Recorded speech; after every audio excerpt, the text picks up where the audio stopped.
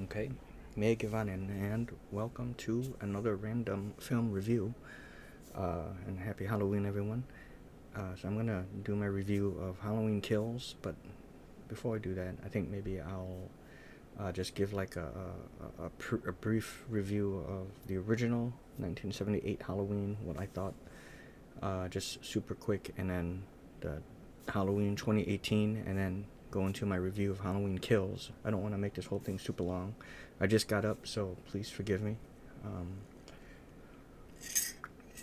I got me coffee here, but so I'm just trying to kind of wake up a little bit more. I never write anything down when I review or do my videos. I just kind of, shoot from the hip, sort of thing, and just, just give just my true thoughts. What I think. So I'll start with the 1978 Halloween. Directed by John Carpenter. Starring Jamie Lee Curtis. P.J. Souls, and I'm not too sure, but I think it was Nick Castle who was Michael Myers. I know that Dick Warlock was also Michael Myers. I don't know exactly when. I want to say maybe Halloween 4. I don't know if he was in 5, but that was the Jamie Lloyd trilogy, which goes into Halloween 6. But there was Dick Warlock in there. There might have been like some other guy, which I don't recall, but Nick Castle, I believe, is like the original. Now this one, the first Halloween is like the true epitome, and I have it over here. I wish I could just go ahead and grab it just to hold it so you can see it. Hold on. Okay. Jesus. It's like a mausoleum in here or something. It's all, I gotta start dusting this stuff. Well, I have other editions of this. I don't even know if, where's it up there? Is it? I think I have it back there somewhere. I have the Halloween box set put out by Scream that they put out quite a few years ago now. But I'm going to use this one because I have it right here, readily available. So, the first Halloween. So yeah, this is like, to me, the epitome of, of a slasher film. When, for the Halloween franchise, when Michael Myers was more of like just the shape, and you don't really see him as much, although you still do see him, but he's more of like someone, you know, pops out from out of the shadows, or is like hidden, by darkness. And he killed his sister as a little boy, and then was hospitalized by Dr. Loomis, played by Donald Pleasance. And then, years later, he escapes as an adult, and he goes to track down his remaining sister. The kills in here were very effective, nothing too fanciful, and I just thought the whole mood of the film, John Carpenter made just an awesome composition with the Halloween theme, and directed this masterfully without having to put too many gimmicky stuff. This was just pure and simple, like unadulterated slasher film without really any of the gimmicks, And I love this one. And this one I would give a 10 out of 10, okay? So there's that. I'll put this over here. Okay, and then the one that came out a couple years ago, the Halloween 2018, which picks up after the original 78 Halloween. They're totally deleting the other timelines, so we won't have to talk about that, which I still love, by the way, yeah. But, I just want to focus on this. So the 2018, he comes out 40 years later. He, breaks out of the mental hospital. They didn't kill him, of course. Loomis is dead, and he's replaced by, I think his name is Dr. Sartain. And as Laurie Strode said, you're the new Loomis. Will Patton is in this one, and I thought Will Patton was absolutely excellent in this one. There's going to be some minor spoilers, okay? So sorry about that. Maybe you don't want to see this until you've seen Halloween Kills. But, so, you know, we have it that the whole time Jamie Lee Curtis is expecting him to either return or pray that he comes out of the hospital, so she can kill him. So she trained her daughter, you know, to kind of be like a warrior, so she can combat him. And you know, this whole time, you know, so many years went by that, you know, her daughter, played by Judy Greer, and even those around her family begin to think that she's maybe psychopathic, and he's never either going to escape, or you know, he fell into myth and legend. But it's a good thing that she was so brutally trained, you know, because then he does get out, you know, and gets his mask back. You know, he kills his two British journalists that come over there for the story, and got his mask back, and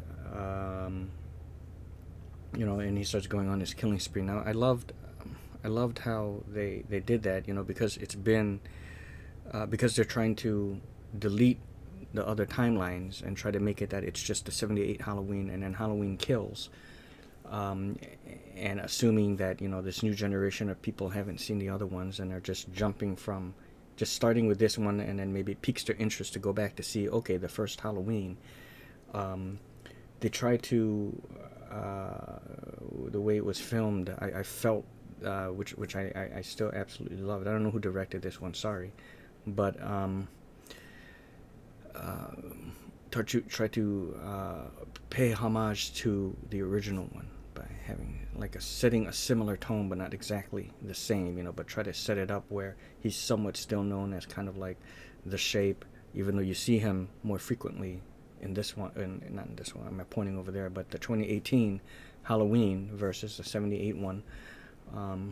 But the way he kills, again, nothing too fanciful, nothing where he's displaying them in some kind of work of art. For one instance, he kills one woman, and I like this shot where he peers into her front window, and she's busy on the phone, pacing back and forth around her house, doesn't see him. You see the reflection of Michael in that white mask, and he kind of recedes from the window, and then goes around the side of the house and enters through the back somewhere. You don't see it, and she goes over to the front to shut her blinds, and Michael Myers comes up behind her, takes her head, and kind of like bangs it against the window, but not breaking it, just to kind of stun her, and then runs his knife through the back of like her neck, and it comes out her throat, killing her that way. Simple yet brutal kills, you know, silent but deadly kind of thing, you know. And so, you know, it kind of harkens back to that, you know, which is quite cool. And then, of course, you know, he killed just more of a body count. And then it leads to the confrontation with Laurie, Judy Greer, and Judy Greer's daughter, you know, the granddaughter of Laurie Strode. They confront him. And then I'll say it all ends with the whole thing was a trap. And they trap him down in the basement and set the house on fire, and they escape. Okay, so that's the end of that one. I really liked the Halloween 2018, and that one I would give an 8.75 out of 10. You know, so that's. Oh, and here's where the spoiler kind of comes in. Like I said, I really liked Will Patton's character in this, and I think Will Patton's a great actor. You know, I don't oftentimes see him as a good guy in the good guy role. He's usually like either like a despicable character or someone you don't really care for, and I still the characters he plays, and I love him. I think he's a great actor. Waterworld, not Waterworld. The Postman, Shakespeare. Yeah, you know, The Postman, with Kevin Costner. You know, the Spitfire Grill. Yeah, that's my aunt. You'll be seeing more of me. You know, I love that, you know. And of course in Swamp Thing. But yeah, good actor, and I really enjoyed his character in Halloween 2018. Same thing, of course, with Jamie Lee Curtis. Judy Greer was also great. Daughter was decent as well. Dr. Sartain, he was an interesting one. Pretty cool character, but he doesn't last, let me say. And I thought that Will Patton's character died, but now we're getting to Halloween Kills. I personally really enjoyed this one too. Of course, maybe not as much definitely as the first one, and maybe not quite as much as the previous one, but it doesn't matter. I still absolutely love this one. A lot of people didn't love how there was the mob going after him, but I was okay with that. People didn't like the beginning part, but not exactly the beginning. The whole thing, the first close to 20 minutes of the film is like a newly added flashback from some events that took place in '78. Whether that causes maybe like a continuity thing, I don't know. I don't recall. I guess it seems like they integrated that pretty seamlessly, and it was pretty good. Integrating Will Patton's character, into the flashback. Later on, we discovered there's like a little, maybe even something that's leading up to like a romantic thing between Will Patton's character and Jamie Lee Curtis's. But that's later on in the film when they're in the hospital. And then it cuts to Michael Myers escaping the burning house, and he kills all the firemen. People didn't like that. They thought it was out of place. But the thing is, see, Michael Myers doesn't necessarily look for groups of people to kill. These guys were just in his way. They heard the screams. The firefighters heard the screams. He's the only one that comes out, and he's a guy with a mask. He has that pickaxe weapon thing, so it's pretty obvious what happened, and they're going to try to stop him. So they were in his way. He didn't really seek that out, so he had to kill them. So I didn't have a problem with him fighting and slaughtering the firemen. We see Michael Myers move when it comes to his combat, his melee skills. He's moving in a way that we've never seen the likes of him move before in the past. Of course, we're used to his disappearing acts where, you turn around, you see him, you turn back, he's gone, suddenly he's in front of you. That kind of stuff, those old classic horror tricks or tropes, is it? I'm not too sure what the word is, but are used in this one as well, and of course used very effectively, and I like that. But we don't really see his hand-to-hand combat skills, and that gets showcased here. And he's, for someone who's just like supposed to be, I want to say like an undead thing, but typically these kind of slasher killers don't really have the speed. And I'll just briefly say, back in the day when I would bring up who would win, Michael Myers and Jason teaming up fighting against Wolverine or Captain America or Daredevil. Well, and then the other Marvel nut, this is way back in the day as a kid, they don't have the speed as as Captain does, stuff like that. Yeah, that makes sense. Or Daredevil, But in here, even though Michael Myers may still not have the speed of a Daredevil or a Captain America or a military-trained soldier, he still got some impressive speed. He moves fairly quickly, like when he feigned his death, and when someone came close enough, he removed the knife and then, so he's got some speed. He's not to be underestimated. He escapes, and the thing is, he's on a mission. Okay, let me just say that, and later on, Laurie Strode discovers that, okay, they failed, one by one. It starts off that I think the daughter of Laurie Strode and then the granddaughter, they discover that Michael Myers escaped from that fire. Nobody told you, and they found out, and they didn't want to tell Jamie Lee Curtis, Laurie Strode, but later on, they had no choice but to tell her. And of course, at some point too, you see, like a little bit earlier on, you see Will Patton's character get rolled in, so he was still okay, even being stabbed here. So I was so glad to see that he's still alive and well. Laurie Strode and Will Patton's character, their roles are mostly designated and limited to hospital scenes. They don't really get out. Of course, it makes sense. They've sustained so much wounds from the previous film that they're going to be out of the action. but that sets everything up for just something of almost like a character piece between these two. You know, the dialogue and the scenes that take place between Will Patton and Laurie Strode, I thought were a real marvel and a real joy for me to watch. Maybe you guys might get a kick out of it as well. You learn a little something. Whether it's I think it's like newly added stuff, and I'm okay with that. And really truly like a character piece on them both. Delving a little bit more into the past, like I said. And those were some of my favorite parts, to see those scenes. There was no action, no fighting. It was just, for that section of it, it was story-driven and character-driven, and I love that. And the daughter of Judy Greer, the granddaughter of Laurie Strode, decides to go with the Vigilante Group. In this Vigilante Group, it consists of people that were actually in the original Halloween. Now, I don't know if they got the original actors and they just aged. I honestly couldn't tell you. One thing I'm for sure, though, is that the nurse who played Loomis's nurse, she's the same. So, naturally, I would think if they got her and she's the same, then maybe the other people that were from the past were the same too, more or less, except for maybe that boy who grew up to be an adult in a newly added flashback, that his son was kind of like an aspiring boyfriend of Judy Greer's daughter. I could be wrong. Maybe the nurse, Loomis's nurse, is the only actual original. But the point is, their characters they play were the ones from 40 years ago. And then, so that's what the Vigilante Group consists of. So she decides to join that group. And then I'll say that the whole thing leads up into this fight, in the street with Michael Myers. And I thought the best scene was when she finds his mask, because Judy Greer took his mask and was dangling it in front of him and kind of luring him out into the open, and left it on the street. And when he sees his mask, all of a sudden headlights go off on the left and right.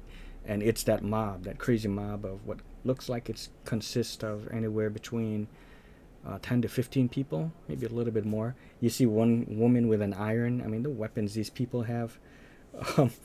It was great and slightly comical at the same time, and I loved it. And then he just kind of looks, and then suddenly, and then Chief Brackett, or whatever you refer to him as, the father of Annie Brackett from the original one, whose daughter died. Hello, Michael. Or it's Halloween, Michael. Everyone's entitled to one good scare. That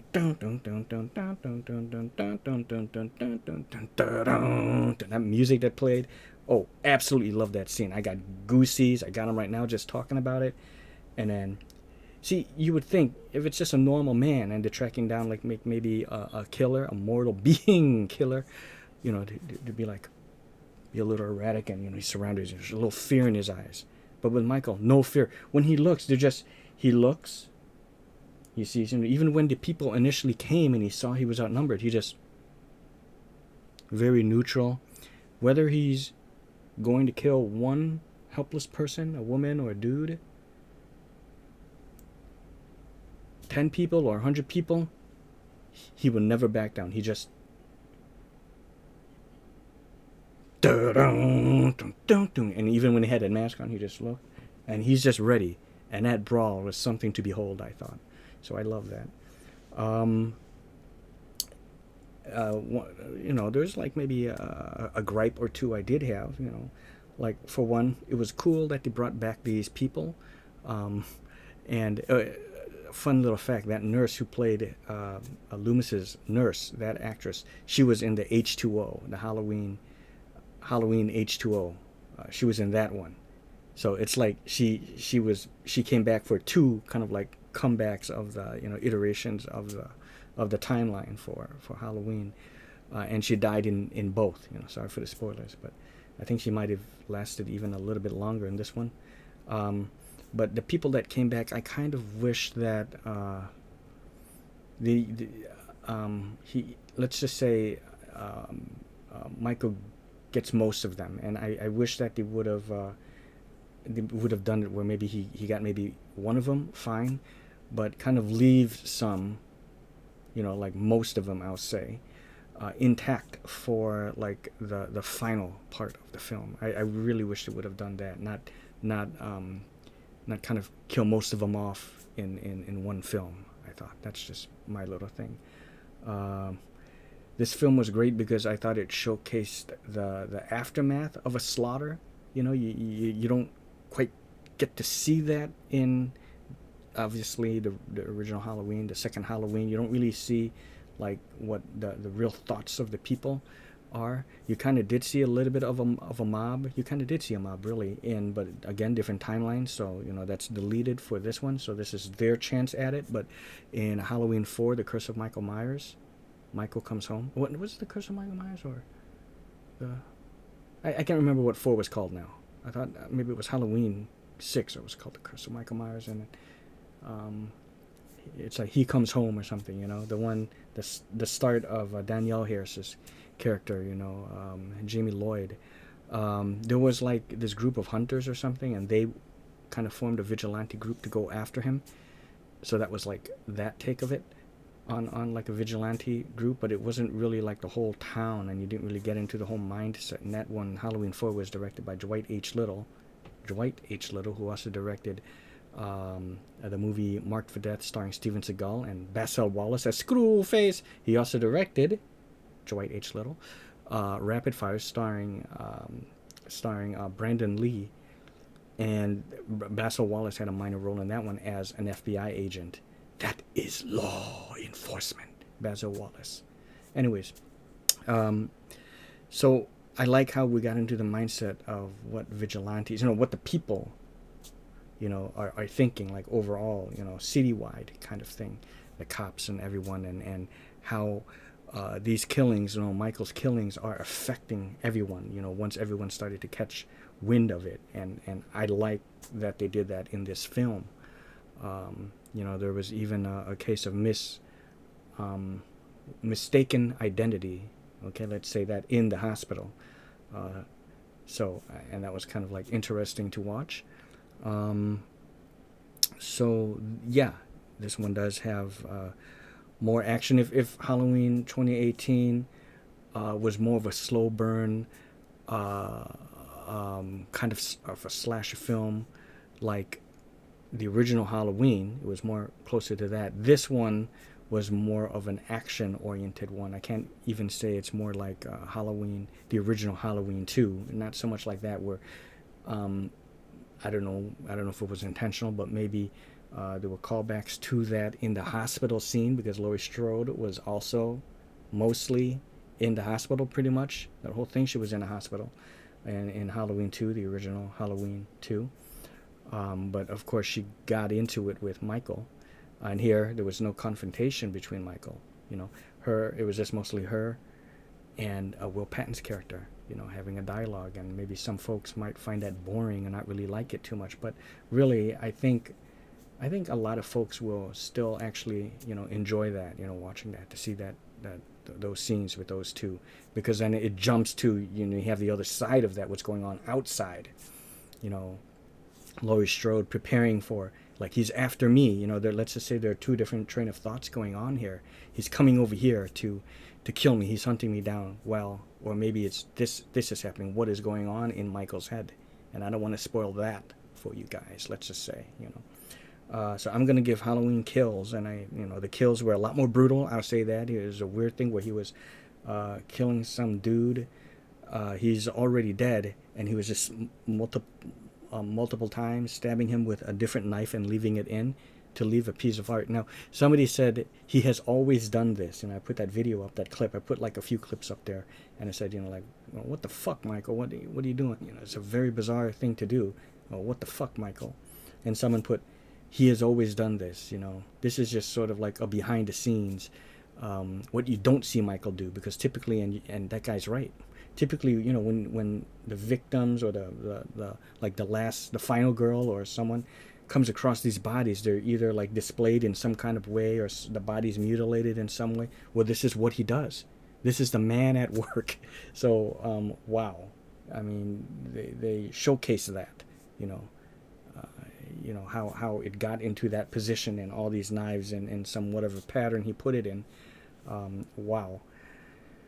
And yeah, what else do I want to add? I was gonna say more, um, but I think I better just end it right here and just give my final score. Like overall, I really liked it, and I'm gonna give Halloween Kills an 8.25. I'm gonna say 8.25 out of 10. So again, Halloween Kills to me gets an 8.25 out of 10. Halloween 2018 gets an 8.75, and then the original Halloween gets a 10 out of 10. 10 out of 10, yeah. Okay, so yeah, that's my review, and I'll say there is a death, a final kill in here that I wish didn't happen. Didn't like that, but oh well. Yeah, so that's it, and see ya. Happy Halloween.